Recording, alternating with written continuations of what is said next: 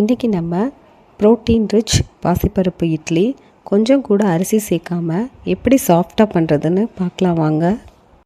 இந்த ரெசிபி நான் chef Venkatesh but சேனல்லேருந்து தான் செஞ்சு பார்த்தேன். ரொம்ப டேஸ்ட்டாக வந்துச்சு, அதனால தான் உங்கள் கூட ஷேர் பண்ணுறேன்.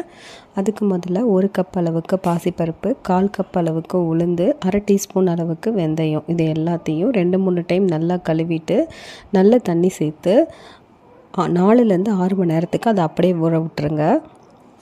6 மணி நேரம் கழித்து மிக்ஸி ஜாரில் கொஞ்சமாக தண்ணி சேர்த்து அரைச்சி எடுத்துக்கோங்க. அரைச்ச மாவை ஒரு பாத்திரத்தில் மாற்றிட்டு தேவையான அளவுக்கு உப்பு சேர்த்து நல்லா கையை வச்சு கிளறி எடுத்துக்கோங்க. அப்போ தான் மாவு நல்லா புளிச்சு பொங்கி வரும். இப்போ இந்த மாவை 6லேருந்து 8 மணி நேரத்துக்கு அப்படியே விட்டுடுங்க.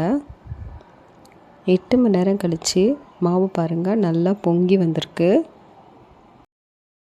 இப்போ இந்த மாவை லேசாக கிளறி விட்டுட்டு இட்லி தட்டில் இட்லி ஊற்றி 5லேருந்து 7 நிமிஷத்துக்கு வேக விட்டுருங்க.